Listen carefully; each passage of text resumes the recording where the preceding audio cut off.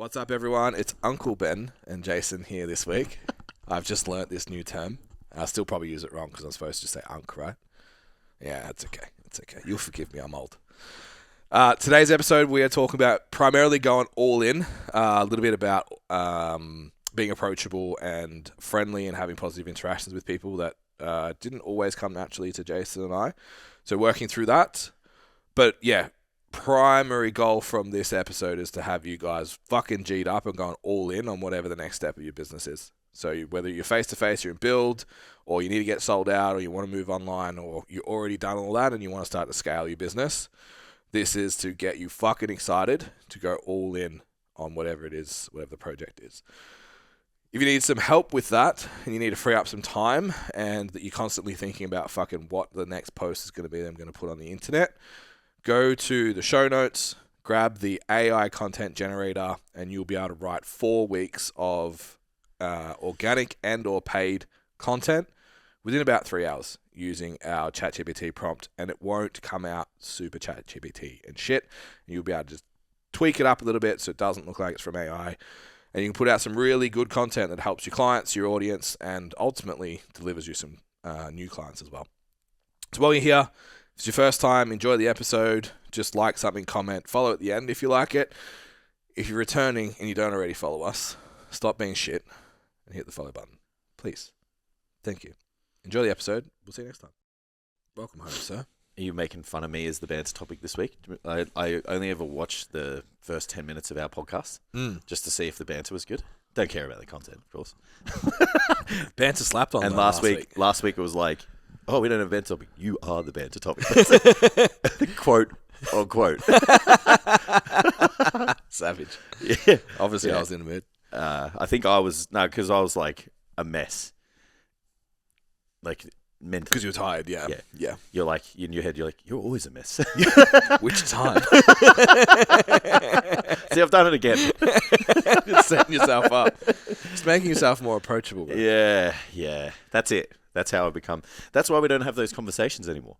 Like, oh, Jason's scary. Yeah, because you're a mess now. Yeah, because I'm a mess and I'm just living self-deprecation. You just became an online coach that lives at home and went a little bit crazy, and now no one's that scared of you. Yeah, no, it's only because I don't see a lot of people now. Yeah. Because I've So you don't scare them? I live like Batman. This is like the most social day of the week for me. Legit. Yeah, every other week I'm just like in my dark office, just like getting my work done. Yeah. Contemplating life. Being super rigid. Can't go to the cafe. It's too noisy. Oh, fuck. It's unproductive. Unproductive is the word. All the cafes here are shit, though. To be fair. Yeah. Look, there's no vibey cafes here. Look, gonna hurt a lot of people's feelings here. I don't like noisy kids when I'm working. Yeah. No? I take that noisy kid. That's me. Yeah, I don't. Actually, LJ's not noisy. Yeah. I don't like it. I've become because I can't tell him to be quiet, obviously, because it's socially acceptable. But I want to. Yeah. Noise cancelling headphones, mate. Yeah, it's true. Hey, you know what I got? I got more fucking headphones. Well, they go in your ears. The earplug things. Yeah, I got the they loop. Yeah, bro, they're sick.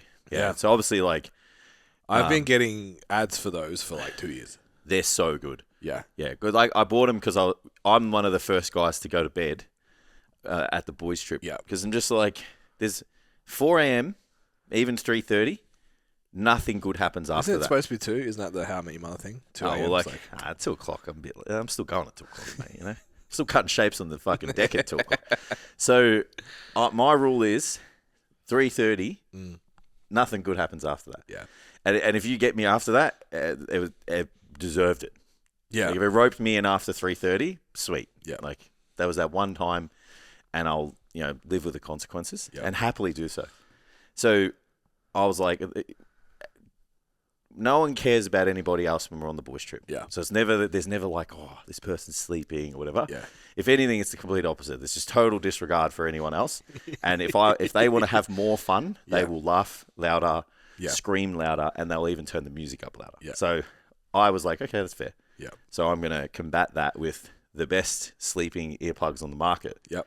Bro, didn't hear a fucking No thing. way. Didn't hear a single thing. Yeah, wild. And like slept, didn't feel like, when you sleep with earbuds, you kind of get a bit sore in the ears and shit. Yeah. I feel like I'm like, people are like, oh, waiting for the discount code. Like, use STC at checkout, 10% off. Yeah. Jason 10. Don't actually, it won't work. Use Jason 10 for nothing at the checkout. But yes, that's incredible. Yeah. So yeah. I have seen them a lot. I'm wear my over-ear headphones to the supermarket. Yeah. Because I don't like it. Over the ears. Mm. Yeah. If you It's like noise-cancelling headphones to go to the supermarket because I'm like, I don't want to interact with anyone. Just you put earphones in and walk with like a little bit of urgency. Yeah. No one will stop you. Yeah, and sometimes there's nothing on. I used to, I probably told the Do you know story. how often I do that when I'm working? What? Have my headphones in. Oh, And, and there's I'll nothing finish on. the Zoom call and just leave them on. Yeah. That's fine. Yeah, for like hours though. Yeah. It's a problem. I don't think so. Sensory. You're fine just the way you are, man. Sensory boy. I used to I used to work for not work for Crown, but I used to work at Crown. Yeah. I think I said I probably told you this story. And we used to get sent to an area, and because I worked for an agency, so they were just like, we need people here. Yeah. So you were just working in whatever. So sometimes you'd be working with like 100 people, and there's like 4 teams. Mm-hmm. So they'd have like a supervisor and your team, and then another, and you would have to do all these different jobs. It was pretty good. We did like the Brownlow and fucking, kind of all the Logies and shit. Yeah. The best part of that job is like you could just fucking blend in and look busy and do nothing, right? Yeah. So eventually I worked out that if I got a tray and put a cloth over it and just put a couple of champagne glasses on it and I just walked really quickly, no one fucking stopped me. So I would pace around the whole fucking Palladium of Crown. Like, if I saw someone who was like a supervisor, I'd just fucking pick the pace up and just like, you just look with urgency and they'd never stopped you. And then, or if they were like, what are you doing? You just ramble off like someone else, like the supervisor, and they're like, oh, so-and-so told me to do this. They're never going to go and ask them because they're too busy. Yeah. And they're like, oh, and then sometimes I'd be like, go to the cafeteria. There's a buffet there. Used to eat and shit, come back. This is when I hated, this is the only job I hated. Yep. I've only had 3 jobs, I guess, but yeah, fucking hilarious. I was so efficient at stacking shelves at Coles. Like you know the big cages? So my cage rate was like 2 to 1 for everyone else. Yes. So I just had like Of course it was. the shifts I want, when I want them, Yeah. and just got fucking free range. Like, oh no, I ripped the tiny teddies. Like, no one's going to say fuck his shit. But it used to give me the freedom on the Nokia, is it Nokia? No, Motorola flip phone, the V3. Yeah. Had mini golf on it. The amount of time I spent sitting on the toilet in the break room playing mini golf and getting paid for it. Fuck. But then I'd go out and just like work my ass off and still like, out They're the average male spends 40, I think it's like 40 hours a year sitting on the toilet at work. Fuck. Yeah. Yeah, it's like, I don't know, say you're on a job site. I mean, I don't know, I wouldn't want to sit in a fucking portable shitter. Yeah, it doesn't sound fun. Nah, but apparently, yeah, they're... Depends how shit the job you're doing is, I guess. It's fucking raining outside and you're doing concrete. Fuck that. Yeah, you're digging holes, yeah. It's like, oh, no, I've got a sore stomach. Yeah, meat pie, bro. 40 hours a year. Really got to stop having those chalky milks. Imagine, like, that's getting paid too, 40. It's a week. That's a week's worth of pay. Yeah, it's an extra sit on the toilet. Extra holiday week. Sitting in a fucking cube. It's fucking funny, man. It's funny though, like, because you think you're like doom scrolling so bad, you sit on your phone and watch reels. Like, bruh, I've been playing Snake and mini golf since I was 15. 100%. Yeah. Yeah. Just changing your And before that, I was reading the fucking air spray. So true. So true. So that just made me think, like, you being scary. I had a chat with one of my clients who then came to Q&A. Was like, Jason, how do you deal with... Because I was like, you have to go ask Jason this question because he dealt with it forever. Yeah. About being intimidating. It was Yeah. like, mainly for us, it was for the team. Like, when we had shitload of coaches, it was a big thing that we had to kind of absolutely work through. Just unpack it. What do you remember of it? How did you change it? It used to really fucking piss me off, eh? It did. Yeah. Yes, it did. But like, I think it's a combination of like not being a good communicator, not being as good of a communicator, not being as good of a leader, and not being as mature as I am now. Because it's not like, we laugh like, hey, I just lock myself away and don't speak to anybody. Like, we work with heaps of people now and I haven't like you hear it every now and then, but it's not anywhere near as frequent. Yeah. And that's not an accident. It's like just, you know. We got to a stage that I was the scary one. Yeah. Look, post lockdown, like I feel like we were both pretty scary, both pretty tough to be around. Not because of our physical presence, just because we were cunts. Things are tough. Things are tough. So yeah, like I think it's a combination of those things. So at the time, we were moving into a position where we were having coaches, and we were moving the business and all that stuff, and I probably wasn't putting the work in as a leader should to communicate things well, and even just change the way that I interact with everyone. It's probably like, this is me, and this is the way I interact with people. Where now, I would interact with Jess differently to how I interact with you. Yeah. I interact with Tam differently to how I interact with Mimi, and and interact with your dad differently. Like I don't just be like, and every now and then I'm like, if message needs to get across quickly, you'll get the most efficient version of communication from myself, but it's not like every single time. It's just, really direct, blunt, etc. Like there's a bit of like, how can I get the most out of this person? How can I get them to receive and just feel comfortable and, get the truth and all that kind of shit. So, I think just stepping back and like, when you are in a position where you're working with other people, that is an important thing. But then also it was like, well, I already know clearly that I'm intimidating. Yeah. To look at. Yeah. So if you're getting it multiple times, I'm not going to be able to change someone's first or second or third interaction with me just from looking, right? Because if everyone's like, oh, tell you what, mate, once I spoke to you, like, they used to annoy me even more, to be honest. It's like, oh, well, you're totally different to what I thought. And I'm like, oh. It's the girls like, I thought you were a bitch. Yeah, it's like, oh, fuck, man, that's tough to listen to over and over again. So then it's like, okay, well, just, that they're going to be scared. They're going to be intimidated. They're going to have this preconceived idea. You've fucking got a bald head, your beard, you're jacked, you're fucking confident. Like, people are going to be fucking terrified of you. Yeah. So then it's just breaking down the ice preemptively. Yeah. A few jokes, this, that, and then the last one is just like, doesn't get to me anymore. There was also a little bit of acceptance. Like, at no point did I kind of change who I was. Like, didn't feel like I had to change me as a person. I was just like, I'm not going to change to make you feel better. Yeah. I will try and orchestrate a conversation to make you feel comfortable. And I'll try and communicate in a way that I feel like we can both receive each other well, but I ain't changing for you. Like, if you're intimidated by me, that's on you. And because I haven't put you in a position where I'm like standing over you and controlling everything and all that. Yeah. So I'm like, well, there's a little bit of work you have to do at the same time.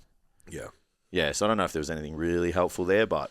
Did you experience it on the gym floor as well? No. So that's the thing. But I think that, people got to see me on the gym floor. So they'd see me like clients. Being serious with the clients, but then they'd see me joking and laughing. And, where like when we went into a position of leadership, like, I just was fucking so serious. Yeah. Because I just felt like I had to be a leader. I had to be that person that was confident and cool-headed and, just like super professional. This is when we were going through the whole like, fucking polo shirts for everything type scenario. So no one really got to kind of see the other side of me. Yeah. Where now, like, I don't shy away from, some funny shit and letting the guys, we have a laugh and a banter and all that. But then there's times when, there's director Jason, let head coach Jason on, and they're like, okay, like, it's time to listen. Yeah. So I think just flipping the hats, even like one of the times that showed the most amount of improvement with that was when we did, when we hung out with like the Robo Boys, and Dennis was like, you're just a fucking like a mad larrikin. Like, he's like, I had no idea that you were like this. Yeah. And that was probably still the period where we were transitioning to, just, this is who I am. Yeah. And you either like it or you don't type sit, But most people feel a lot more comfortable with that than like just stern professional, serious Jason, It's taken me, because it like it happened over COVID when the world was shut, that I got bigger and I lost all my hair, all of that shit. Also got very less patient Yeah. because of the world, though. And then also moved to the country. Yeah. So it's like I walked through last night. There was like 3 mums sitting out the front of the house, like with dogs each. Little shit dogs, but anyway. And like I saw them look up the hill. I put one of our old shirts on that was far too tight. So fresh fade, bearded, black sunglasses, walking down the hill towards them, and the conversation just fucking stopped. Yeah, yeah. And like from 5 meters away, I was just like, "Hey, puppy," and you could just see the body language just like change. So I think, the coach that we were talking to about this like does have that confident energy. Yes, and very it's like all the young kids call it aura, Ben. Yeah. Takes her job very seriously. Yeah, absolutely. I can imagine that during sessions, very focused, Absolutely. very outcome driven, which is great. But it's also okay to show your personality and fold that in. Yeah. Yeah, I'm all for being locked in. Yeah. I think there just is this negative connotation with confidence that people think it's like a power thing, a struggle, like you're trying to impose yourself on other people. Yeah. So if you are like just a naturally born kind of leader and you are a confident person, like there's just there's weak. It's a spectrum. Super ultra confident and composed, frail and weak and not composed. Yeah. If you're on this side and you're on this side, you guys aren't going to get along. Yeah. And there's there's scenarios where that has happened and I'm just like, that's whatever, man. Yeah. I can only self-deprecate myself so much to make you feel okay. Yeah. And it's like, I'm not willing to do that all the time either. Like every now and then you break the ice. Yeah. And then it's like, okay, this is me, Yeah. So I think in a work case scenario, it is super important to be professional and all that kind of stuff that I know Beck is doing.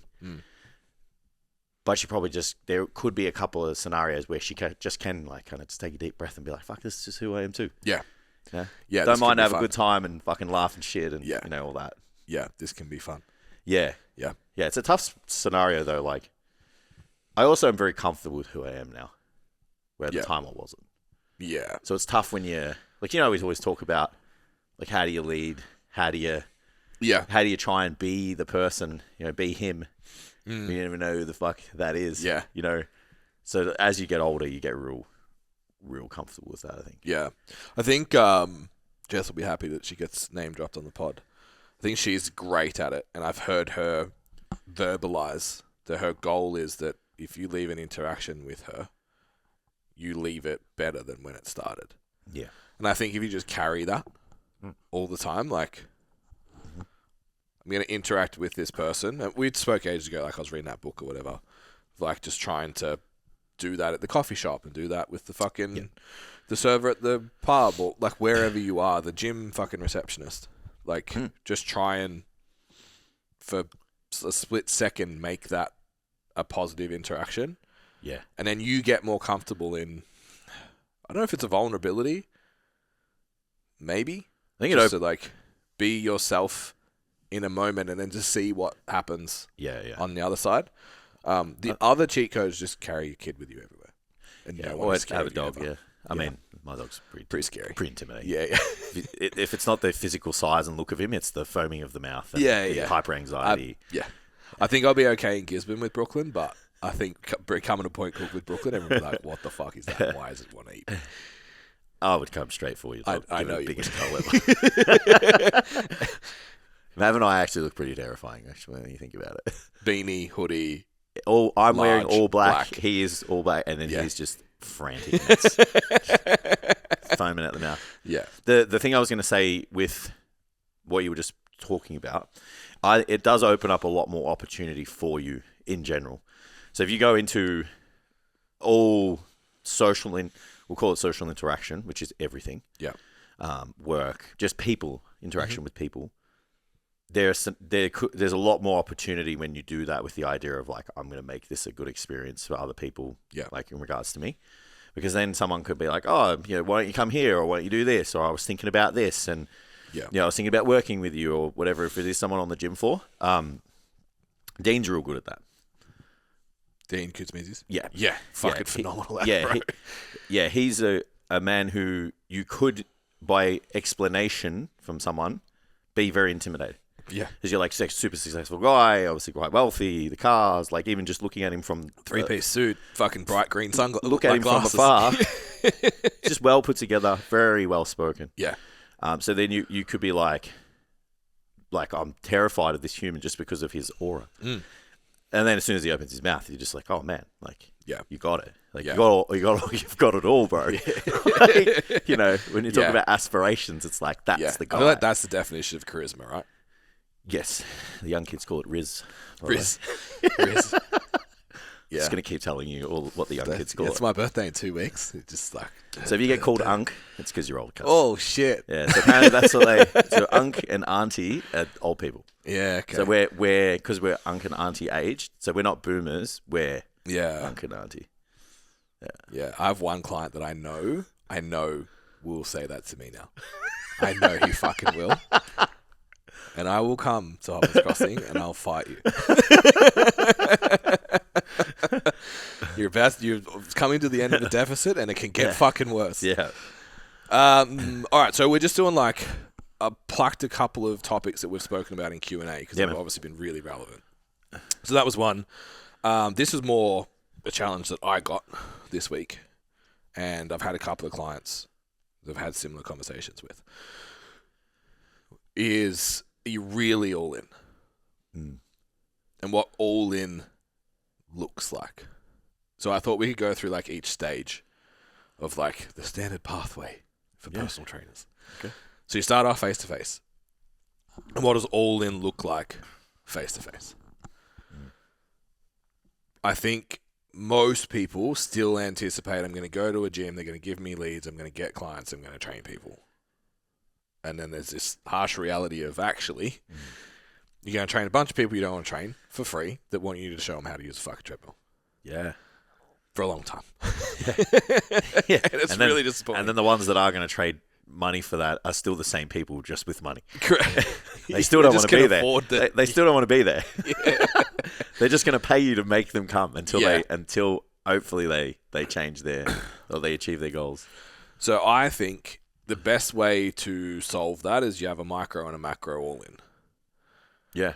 Micro is your first 3 months, which is I'm going to move heaven and earth to get my baseline of clients.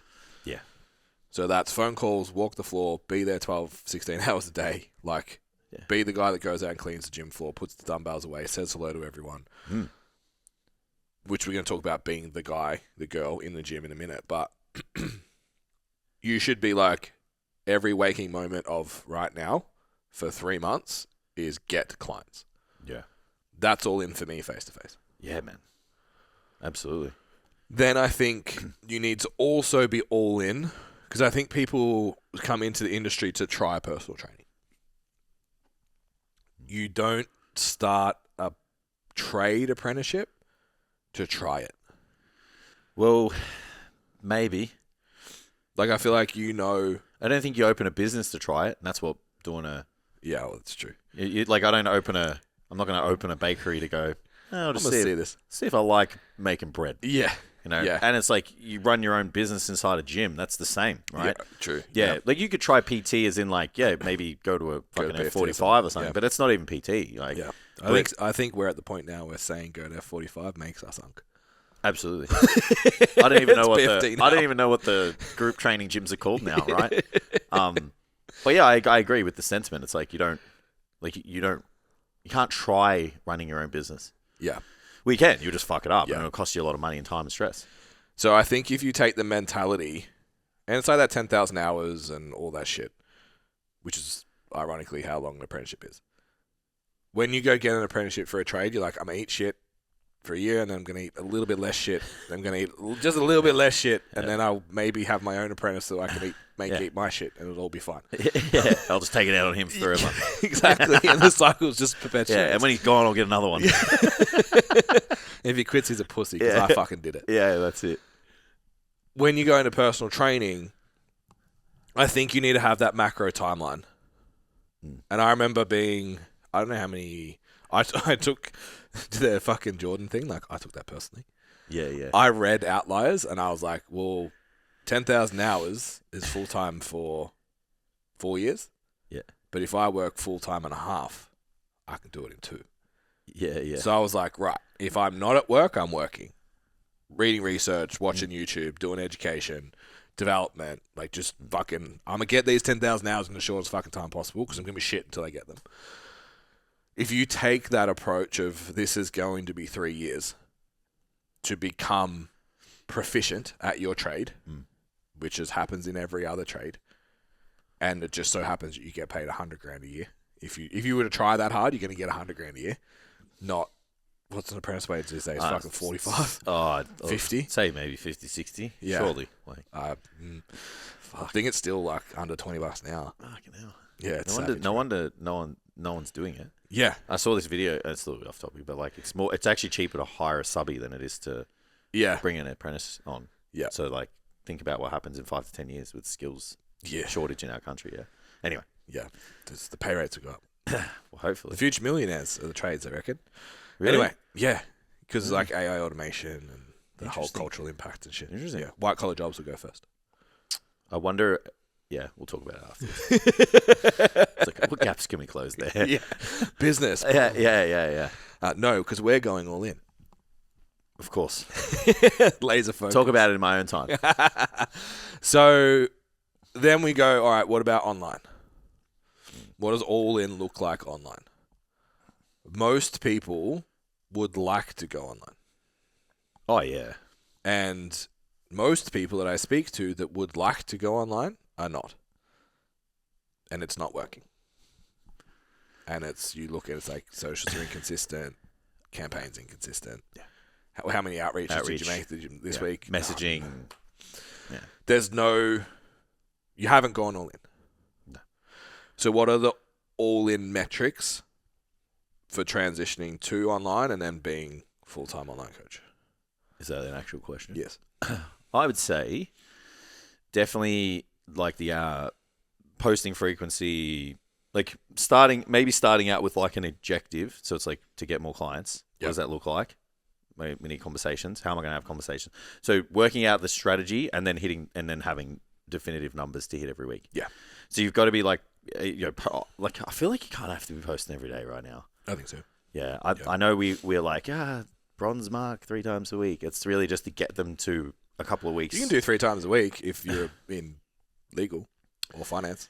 Yeah. Well, I even feel like in coaching, I don't think you can because there's someone else doing 14. Yeah, but that's what I mean. Yeah. Oh, sorry. Like if you're in finance, go for 3 times a week. You probably fucking make $1 million. And the only reason that you would be telling someone to start with 3 is so that they don't do 0. But it's never like you just stay at 3. We're like, all right, they need to get 6 now, and then fucking 7 and maybe onwards of that. Yeah. Yeah. So posting every day, outreach, like I said, some form of like other lead magnet, kind of acquisition where you can get your contacts. Obviously, like making the contacts yourself, doing the outreach. Those scenarios I would say would be all in. Making content. So there's days in the week where you make content. This is a content making day for us. Yeah. So we do like fucking 6 hours. Yeah. To 90 minutes per podcast when you think about the prep time as well. Yeah. And then we're going to the gym for 2 hours to train. You know, and then it all gets cut up into little clips and shit like that. So like I feel like there has to be content making, then obviously the posting, the outreach, all that kind of stuff. So I'd say that would be most of the stuff off the top of my head. Yeah, I agree. And then they become, if you're all in, they become non-negotiables. And then what I would say, if you're listening to this, you're, I assume, like us. And whatever the biggest priority in your life is right now is all consuming. Think about when you go to sleep. Think about when you're in the shower. Think about it between sets in the gym. Think about when you're walking your dog. You think about it all the fucking time. You can't turn it off. Yeah. If that isn't, how do I get online? You won't. So you have to prioritize that. Yeah, of course. To an all-in level. That this is what I think about, what I focus on. Yeah. Not, I'd be nice if I had some online clients. Yeah. Yeah, there's only a very small percentage of people that would be able to just half-assly have enough work, and everybody. It's funny. Just those people live rent-free in everyone else's mind. Yeah. Or the one that makes it like super successful, like just because they're either hot looking or they are desirable from a physique perspective or a performance perspective. So they live rent free in everyone's mind, and then they think, well, that's the way it should be. It's like, nah, cuz like everyone else is fucking hustling. Yeah. You know. It's funny. So the mentoring call I had during the week basically just like looked down the camera at me and was just like, this is the most competitive market on earth. Doesn't matter what industry you're in, get fucking used to it. This is the game. And the only way you win is you be better. The only way you be better is you put in more time, energy, and effort. And I was just like, sure. Yes. Well said. Okay. Yeah. So like if you're not willing to like come to that fight, yeah, you're out. don't come. Yeah. I agree. Don't sit there and be like, online didn't work for me, posting content didn't work for me. Yeah. It's like you're getting beaten. There are Yeah. people beating you. So choose to come to the fight or don't. Yeah. That's where my mindset is right now. Yeah. Well, I love it. Yeah. It's true. You're competing with fucking people way, like, in some cases better than you. Yeah. You just have maybe an edge because someone might like you. Mm-hmm. But if no one fucking knows that you exist, like the idea of you being a coach is just a dream. Mm-hmm. Yeah, so you have to win on that. You have to find a way to win. It's like Hormozi's thing. It's like when he started Gym Launch, it was like, and there's like, this is my first client. It's like, yeah, you're my first client. I have to prove myself or I go nowhere. Yeah. And then when they were massive, they're like, yeah, we're the biggest. For a fucking reason. It's like you just have to find the thing. This both ends of the spectrum work. You just have to do the thing. Yeah. I just quoted Hormozi after calling him out during the week. That's right. That's okay. I did say I liked him. Says a lot of good stuff. Yeah, just the slave thing, bro, is so funny. Did you see it? No, I find now that stuff gives me anxiety. Yeah, so he put out a clip that like basically there's always been slaves forever. He references the Egyptian slaves and the US slaves. I did. Sorry, yes. Yeah. Yeah. And then he's like, so if they can do it, I can do it. I'm like, brother. Yeah. That's nah. No, they didn't do it. They died. Yeah. And they got forced to do it too. Yeah. And they got forced to do things that they didn't want to do. A lot of them. Yeah. You know, I feel like when you get to, like, you know, when the microphone's always on you, you would have to find creative, like you would have to. But he's also psycho. Yeah. Like to get to where he is, he's psycho, and Definitely. that's awesome. Yeah. But it's like, that's awesome. That's not good example. It's not good advice, but it's okay. Yeah. That is the definition of toxic positivity. It's the same dude that like locked himself in a literal cupboard to write his book. Like I'm not saying it's not. Yeah, like Yeah. obviously, it's working, but yeah, it's just like you're having a bad day. Remember there were slaves out there. Yeah. Do you reckon they fucking whinged about how would the people in the cotton fields feel about you right now? Yeah. Like, brother, that's not. No. Stop that. Motivate people out other ways. Yeah. Other ways, bro. Just yell something about boats and keep going. You'll be fine. Yeah. Yeah, it's rough. This one's interesting. So we've talked about this a few weeks in a row now. I just want to add one thing to the all in. Oh, actually, yeah, we could just scale too. Well, all in is for me. Also, there's no other option. Yeah. Like we always talk about the foot out the door thing. Yeah. I think that holds true here above everything. Yeah. Like you don't have a crack, man. Like you say, dedicate all of the time and the energy and the resources to the thing. When you spread or you know you've got an out, like you're not all in. Like by definition, and that's the fucking hard part. Yeah. Because you're still working the fucking second job on the weekend, or you're doing hours behind reception, or you've got your face-to-face sessions to fall back on. So your 12 online clients turns into 9, and then you go, I've just picked up a 3-pack, so it's all good. It's like, nah, it's not. Yeah. Because you said in 12 months' time, you were going to be off the gym floor. And hey, I'm telling you now, I was that guy. Yeah. And it took the whole fucking industry to close its doors and for me to have no income to then go, I'm going all in. Yeah. And then within, 16 weeks, I had a like 35 online clients or whatever. Yeah. So there's proof that when you back yourself into the wall, like you can do it. It's just like you should be able to just do that without it happening, you know? And it all comes from that attitude of like, this has to happen. Heard a story during the week about a coach that I'm putting... Someone asked me like who are the best powerlifting coaches in Australia. Yeah. At least top 10, if not top 5.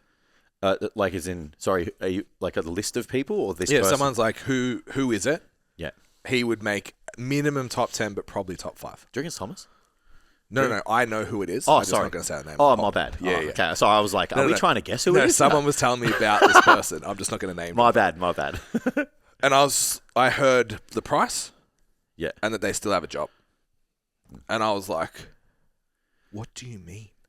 In the industry 10 years, one of those, like, you go to a comp and you know, like, what we try and pride ourselves on is, like, all of our lifters move well. Yeah, They look good and they move well. Just, like, you can tell. Yeah. Like, they walk off the platform, like, oh, of course it is. Okay. With a second job. Yeah, it's and rough. if you're listening to this and you know who you are, you will receive a message from me very soon. Because it's just like, how have you not... Yeah. So there is a huge, like, mental barrier of just, like, trusting the leap for a lot of people. Yeah, 100%. I also think, to a degree, some people don't know what all in looks like. Yeah. Because it's like, it's all in on the business, and then you're like, well, if I don't know what running a business is, how do I do that? Yeah, like, we've had moments where we're just like, I'm doing the stuff, but there's time. So that means that there's holes. Yeah. But I don't know where they are, which is why we have mentors, right? Yeah. I feel like that can kind of hold true for other people as well, though. Yeah. So because they're all in on the education side of things. Like, they're all in on the programming side Practical of things. skills. They're all in on, like, the hard skills of the job. Yeah. But there's, like, all of, like, the lights aren't on over here because they don't know where the switch is, you know? Yeah. And that can be a tough scenario, too. Yeah. Because you can be, like just not all in, but without even knowing. Yeah. You know, and it's like, fuck. Yeah. That might be even worse. This is what it's really like. Yeah, that's it. But they will make up the room the fastest. Yeah. You know, because it's got the fucking skills, yeah, man. well, you're like, if people are paying you money, you're obviously good at your fucking job. Yeah. And if they're coming back, the results are great. Yeah. It's just like not enough people know it exists, or, the service isn't as good to the point where you could charge them more. Yeah. You know? Yeah. Anyway. So then the next is scale. So there's multiple different ways to scale. Yeah. There's the gym that everyone wants. There's team that everyone wants, or like Products. going into a product education. Yeah. Like tiered products and stuff. Yeah. Yeah. What does all in on that look like? Because I think that is a challenge. Yeah. Of that is the bread, coaching people's bread. Yeah. How do I go all in on the next stage? That is the hardest thing to juggle. Yeah. Not going to lie. Yeah. Yeah. And that's why people get capped out at 10K months. Yeah. I think... No, actually, that's not what I think.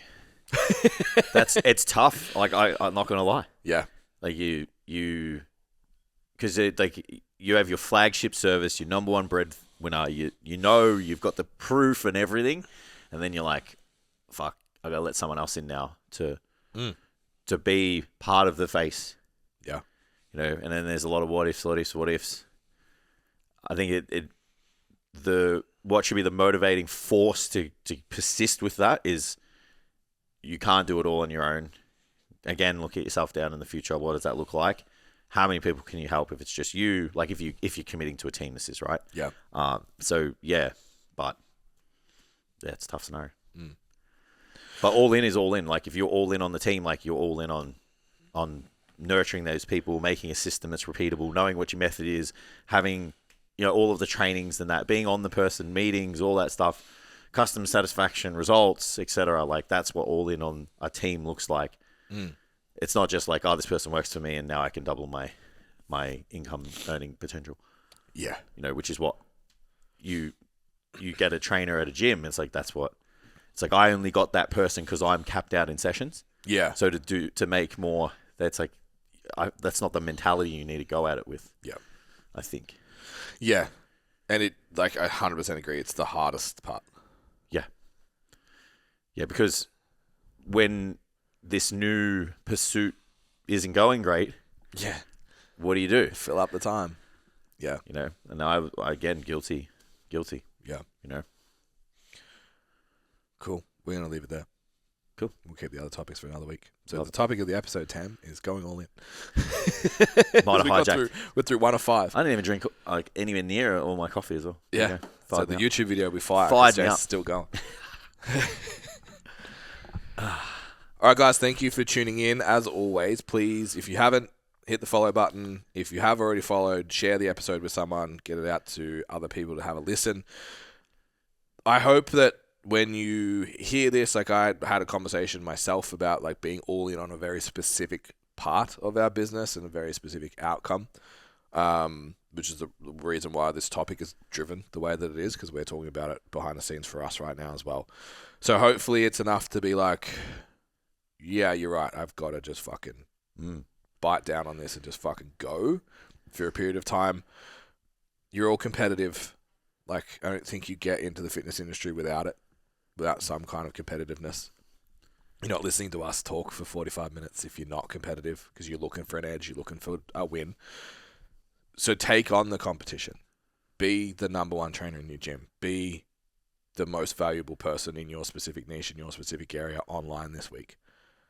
Be the best quality team and service and outcomes for your clients if you're scaling into a team.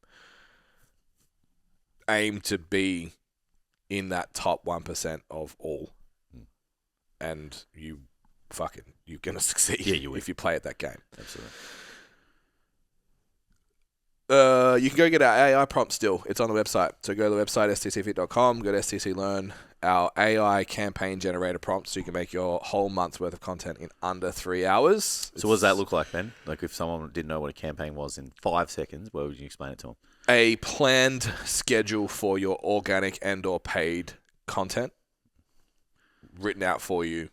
Real scripts, carousel scripts, captions done, emails done, all under 3 hours. Produce them, schedule them. Don't have to think about content again for 4 weeks. Unreal.